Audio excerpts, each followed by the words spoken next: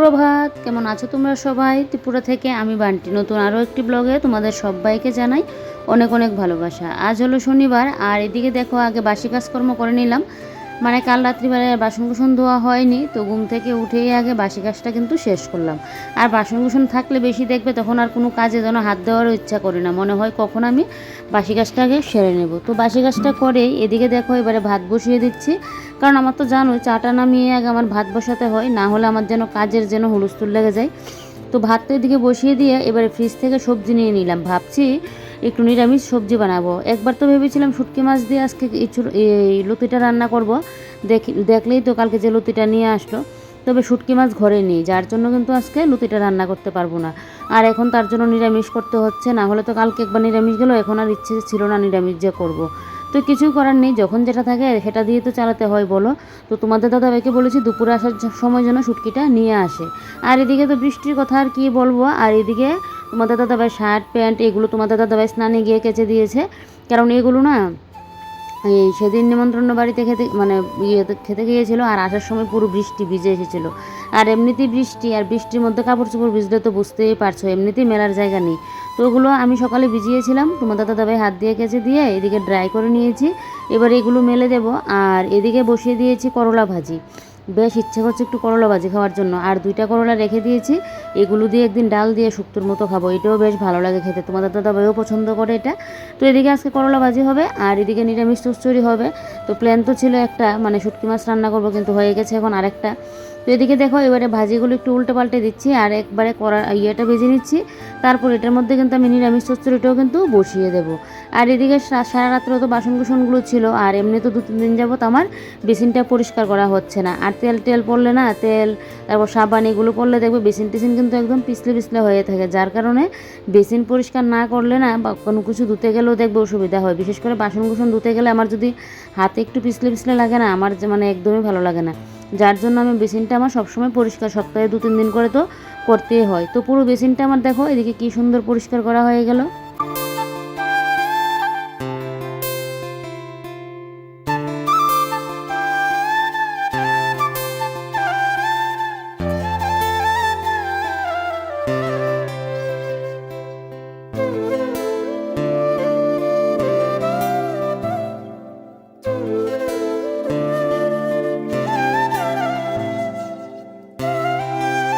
একটা সংসারে কাজের দেখবে আর শেষ নেই, মানে যেদিকে তাকাবে সেদিকেই কাজ। আমরা মহিলারা সকালবেলায় সেই যে ঘুম থেকে উঠে রান্নাঘরে আসি, সারাটা দিনের বেশিরভাগই দেখবে আমাদের কিন্তু রান্নাঘরেই কেটে যায়, কত কাজ যে থাকে। একজনে বলবে দুজনের সংসারে এত কি কাজ, কিন্তু কি বলতো, যার যার সংসারে এটা না সে কিন্তু বুঝে। এবার আমি মনে করি 5 জন যে সংসারে থাকে সেই সংসারের কাজগুলো দেখবে একটু একটু করে মিলেমিশে সবাই মিলে কিন্তু হয়ে যায়। আর দুজনের সংসারে কাজগুলো কিন্তু সেই একার উপরেই কিন্তু পুরো হয়, রান্না থেকে ধরে পুজো থেকে ধরে ঘরদোর গোছানো থেকে ধরে সব কিছু কিন্তু একা হাতে কিন্তু সামলাতে হয়। তবে গুছিয়ে গাছিয়ে কাজগুলো করলে নিজের উপর একটু চাপটা কম পড়ে। একা সংসার হয়েছে তো কি হয়েছে, কাজগুলো তো করতেই লাগবে, আর তার জন্য গুছিয়ে গাছিয়ে কিন্তু সবসময় কাজগুলো করি। একটা স্টেপ বাই স্টেপ কাজগুলো করলে না, তাহলে দেখবে টাইমে তোমার রান্নাবান্না বলো, ঘরদোর গোছানো বলো, পুজো দেওয়া বলো, সব কিছুই কিন্তু হয়। তার উপর তো এক্সট্রা যদি মোবাইলের কাজ থাকে তাহলে তো বলে লাভ নেই। তো সব কিছুই কিন্তু এক হাতে মানে ম্যানেজ করি, তার জন্য কিন্তু একটু মাথায় বুদ্ধি করে যদি স্টেপ বাই স্টেপ কাজগুলো করি তাহলেই কিন্তু হয়ে যায়। একে তো বৃষ্টি, যেন কোনো কিছু আর ভালো লাগছে না, আর বৃষ্টিটা আজকে অনেক দিন যাবতেই শুনেছি, তো আজকে পর্যন্ত বৃষ্টি নাকি লাস্ট শনিবার পর্যন্ত হবে, জানি না আর কদিন বৃষ্টি আর ভোগাবে। এদিকে ঘরে কাপড় চোপড় এমনি ভরে গেছে, জানো তো, ভালো লাগে না এরকম লাগাতার যদি বৃষ্টি হয়। আমার বৃষ্টি ভালো লাগে, একদম 1-2 ঘন্টা বৃষ্টি দিক, তারপরে আবার রোদ উঠে যাক, তাহলে ভালো লাগে। এই যে কতটা দিন লাগে বৃষ্টি বৃষ্টি বৃষ্টি, পুরো অসহ্য হয়ে যাচ্ছে বৃষ্টির যন্ত্রণায়। আর এদিকে দেখো ওই যে গ্যাস তারপর ইন্ডাকশান এগুলো ঢাকি, তো এই কাপড়গুলো আবার গুছিয়ে এই যে র্যাকের উপরে রেখে দিলাম ইয়েটার মধ্যে। তারপর এই যে এই 2টা তাক একটুখানি মুছে দিচ্ছি, সমস্ত বাসন কুসন নামাবো না, বলতে এই সাইডগুলো একটু মুছে দিচ্ছি, আর নিচটা একটু মুছে দিতে লাগবে, কোনো জায়গা যেন আর খালি নেই। তোমাদের দাদাভাই সেদিন বলছিল ইয়েগুলো লাগিয়ে দেবে, মানে দরজার মতো যে পার্ট থাকে এগুলো লাগিয়ে দেবে, না হলে যে আমার সবসময় পরিষ্কার করতে হয়। তোমাদের দাদাভাই বলছে, আমি ওকে বলিনি, ওই বলছে, ওই যে আমার ভিডিও দেখে তো তাই জন্য কিন্তু ও বলছে, কারণ আমি যখন কাজ করি তখন তো আর ও বাড়িতে থাকে না, আর যখন ওই মানে ভিডিওটা মানে করি তখন তো ভিডিওটা দেখে, তো বলছে যে সবসময় এগুলো পরিষ্কার করতে হয়, যার জন্য বলছিল এগুলোর পার্ট লাগিয়ে দেবে, তাহলে তো আর ধুলোবালিটাও পড়বে না, আর আমার সবসময় এই কাজটা করতেও লাগবে না। কী হয় বলো তো, তখন পাট লাগানো থাকলে না আরশোলার বাসা হয়ে যায়। এমনি তো আরশোলা এখন আছে, কিন্তু তখন যদি দরজাগুলো লাগানো থাকে না, কোথা থেকে যে আরশোলা এসে বাসা বাঁধাবে দেখবে সেটা বোঝাই যায় না। এরকম আমি অনেকের ঘরে দেখেছি, পুরো আরশোলা একদম পুরো মানে বাসা বেঁধে ফেলে। তো যাক, দরজার পাটগুলো তো মানে এইগুলোর পাটগুলো তো লাগাতেই লাগবে, না হলে ধুলোবালিটা পরে না সবসময় পরিষ্কার করে আমার রাখতেই লাগে এরকম খোলামেলা থাকলে। তো এদিকে দেখো দুইটা তাক আমি কিন্তু ভালো করে মুছে দিয়েছি। আর জানো তো মোবাইলটা যে কি হয়েছে, এক তো সুইচ অফ করতে পারি না, অফ হলে অন করতে পারি না, তারপর একটা হ্যাং মেরে থাকে, তারপর সাউন্ড মানে কমাতে পারি না, ফোন আসলে অনেক সময় ফোন ধরতে পারি না, ফোনটা কাটতে পারি না, কী যে একটা সমস্যা হচ্ছে আমার ফোনে। আজকে 12টা বেজে গেল রান্না করেই, কারণ এখন 12টা 5 বাজে। আমার এইমাত্র রান্না বান্না কমপ্লিট হলো। আর কালকের তরকারি বাতি ছিল, ওইগুলো দিয়ে সকালে খাওয়া হয়েছে, কারণ কালকে রাত্রিবেলায় রান্না করেছিলাম। কালকে যেহেতু সকাল দুপুরে রান্না ভালো হয়নি, তো তার জন্য এই কালকের মানে এগুলো দিয়ে সকালে খাওয়া হয়েছে, শুধু ভাতটা করেছিলাম। কাটাকুটি করে নিয়েছি, তো রান্নাবান্নাটা আস্তে ধীরেই করলাম। এখন এই ঘরটা ঝাড়টার দিয়ে ঘরটা একটু গুছিয়ে স্নান করে এসে আবার পুজো দিতে লাগবে। আর পুজোর জায়গাটা তো কতদিন যাবত পুজো দেওয়া হচ্ছে না, আর তো কী অবস্থা হয়ে আছে, তো পুজোর জায়গাটা একটু পরিষ্কারও করতে লাগবে।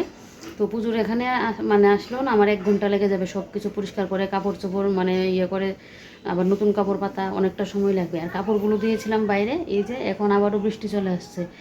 মাঝখানে তো কবার বৃষ্টি হয়েছে, তো সেদিন যে ওই তোমাদের দাদাভাই ড্রেসগুলো পরে গিয়েছিল, বললাম যে একটা নিমন্ত্রণ বাড়ি ছিল, আর আসার সময় তো বৃষ্টি ভিজে আসলো। তো এগুলো তাই জন্য সকালবেলায় আমি ভিজিয়েছিলাম, দেখলেই তো তোমাদের দাদাভাই এগুলো ধুয়ে দিয়েছে স্নানের সময়, ড্রাই করে দিয়েছে। কিন্তু যে একটুখানি তো রোদ লাগতে লাগবে বলো, তো এগুলো এখন আবার নিয়ে আসতে লাগবে। আর আমি কমপ্লিট, এই যে রান্নাঘর পুরো পরিষ্কার, বাসন কুসন ধুয়ে মেজে ঘষে নিয়েছি। আর এদিকে এই যে রান্নাবান্না করে এই যে এখানে রেখে দিলাম। আজকে রান্না করে আমার একদম পুরো বেলা 12টা বেজে গেল। তাহলে বুঝো এক একটা দিন যে কি হয়। অথচ কিন্তু সকালবেলায় আজকে উঠে গেছি, কয়টা বাজে তখন 8টার আগে কিন্তু উঠে গেছি। তো এক তরকারি ভাত করলাম আর ভাজি করলাম, তো এটা তো আর বেশি সময় লাগে না, তারপরেও কেন জানি এরকম হয়েছে। তো চলো এবার এখন গিয়ে ঘরটা গুছিয়ে স্নানটা করে এসে পুজোটা দিয়ে পুজো দিতে দিতে মনে হয় আজকে আমার 1:30-2টা বাজবে। 1:30-2টা তো হবেই আজকে, এখনই 12টা বেজে গেল। তো চলো, হ্যাঁ, পরে আবার তোমাদের সাথে দেখা হচ্ছে।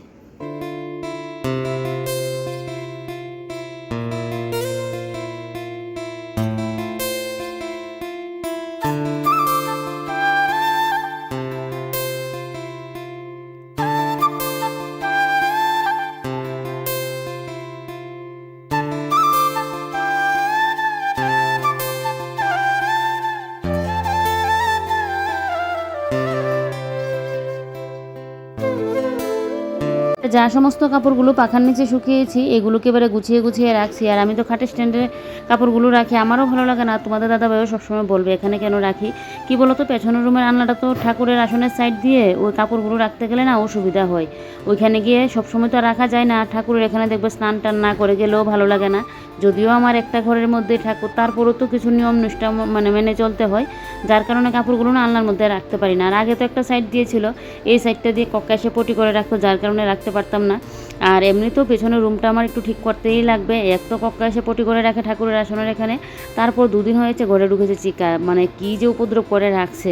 এমনিতেও কদিন যাবত পুজো দেওয়া হচ্ছে না, তো কালকে দেখি ঠাকুরের জায়গা মানে পেছনের রুমটা একটু ঠিকঠাক করতে পারি কিনা। আর আনলাটা আমার এই সাইড দিয়ে মানে সামনে দিয়ে আনতে লাগবে, যার জন্য কাপড় চোপড় এরকম খাটের স্ট্যান্ডে ঝুলিয়ে রাখতে না ভালো লাগে না। সব সময় তোমাদের দাদাভাই এসেই দেখেই বলবে এগুলো কেন মানে এখান থেকে সরাই না। তো ভাবছি আলনাটা যদি সামনে নিয়ে আসি তাহলে আলনার মধ্যে কাপড় চোপড় রাখতে পারবো। মানে সমস্যা হয় না, নিজেরই সমস্যার জন্য শেষ হয় না। কাজ করতে করতে সারাদিন যে কীভাবে কেটে যায়, তার উপর তো নানান সমস্যা থাকেই। তার উপরে যদি কক্কা এসে চিকা এসে এরকম সমস্যা করে, তাহলে কীরকম লাগে বলো। জিনিসপত্র এদিক সেদিক করে রাখতে লাগে। আর ঠাকুরের আসনের কাপড় প্রত্যেক দিন চেঞ্জ করতে কি ভালো লাগে, এরকম যদি এসে পটি করে রাখে। তো কালকে তো আমার অনেক কাজ, মানে ঠাকুরের এখানে যদি যাই না আমার প্রায় মনে হয় 1-1.5 ঘন্টা লাগবে।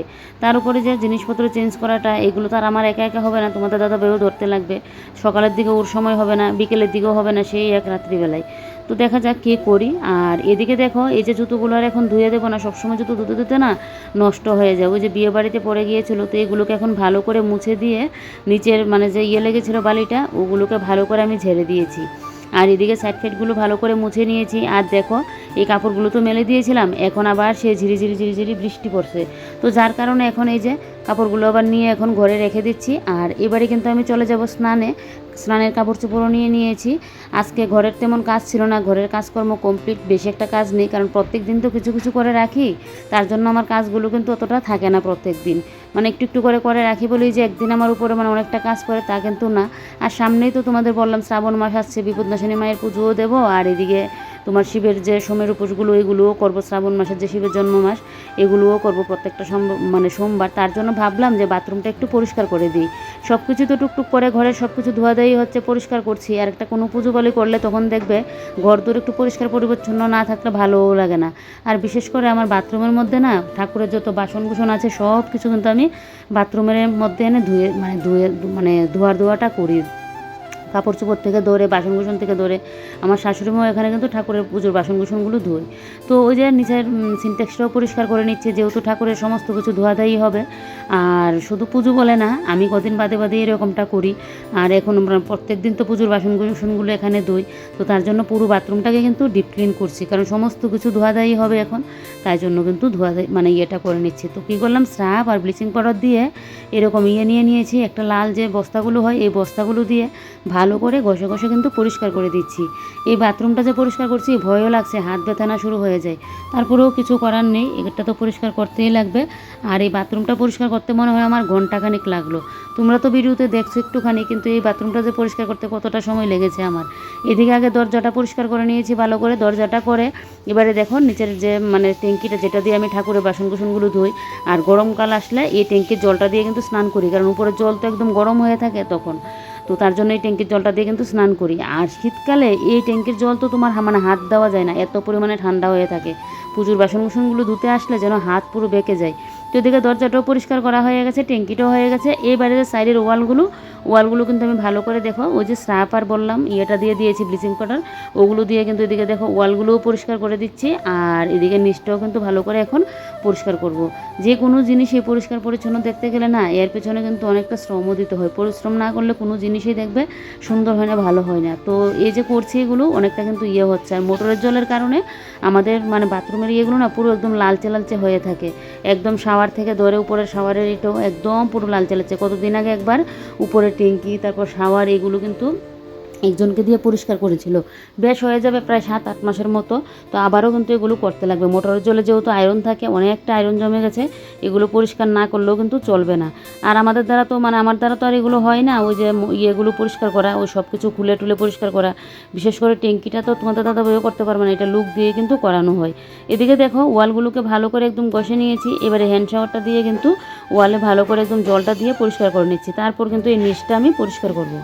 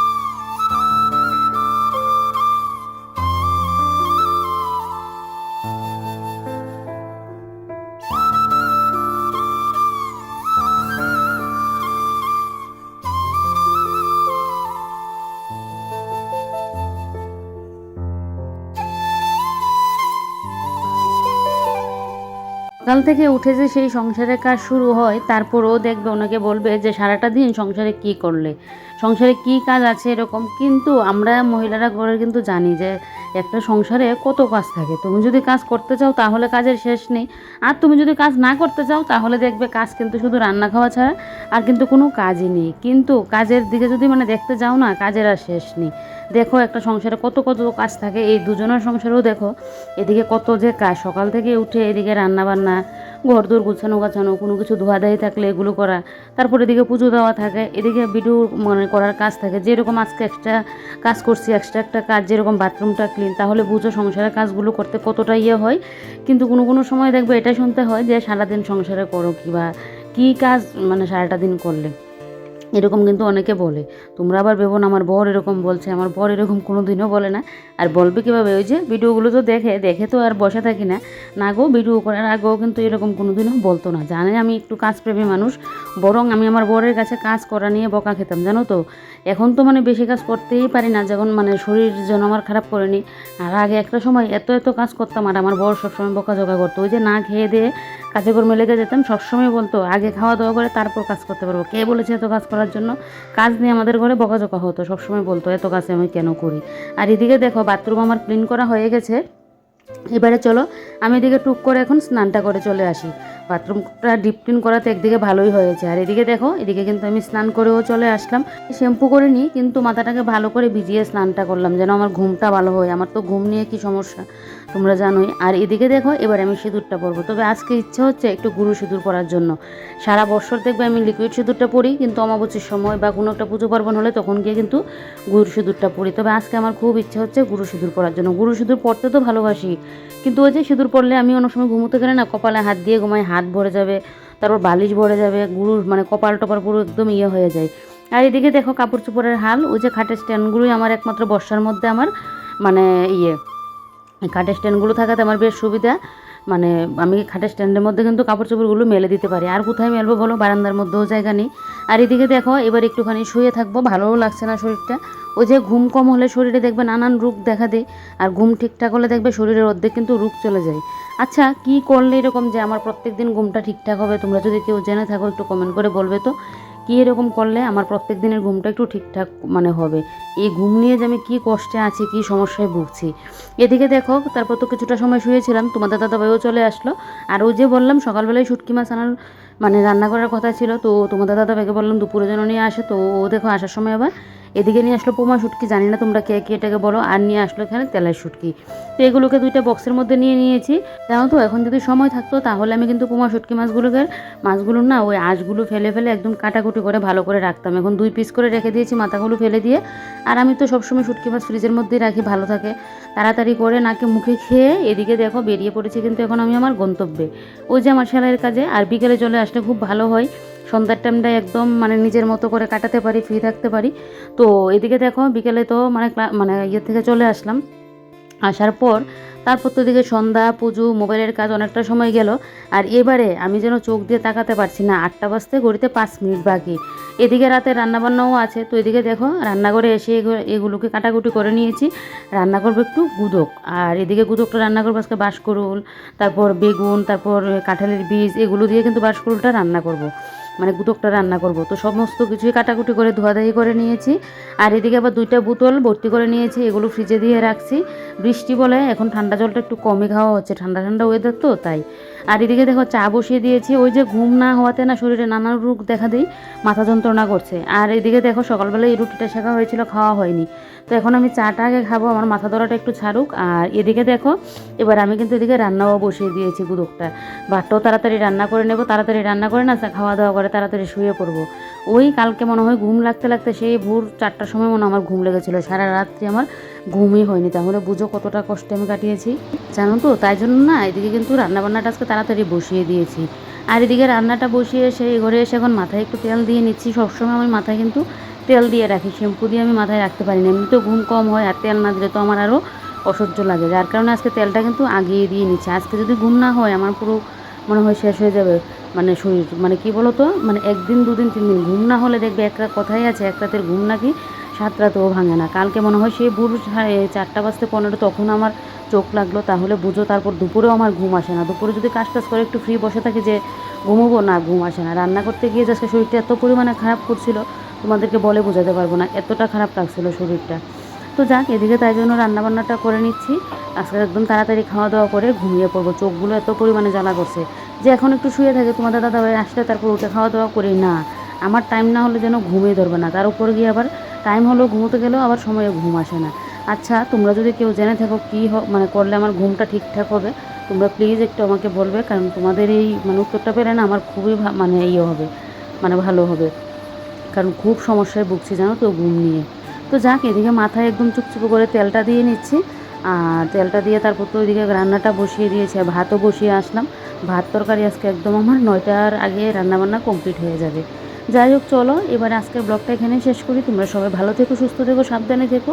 ভিডিওটা ভালো লাগলে লাইক কমেন্ট আর শেয়ার করতে ভুলো না। Bye bye.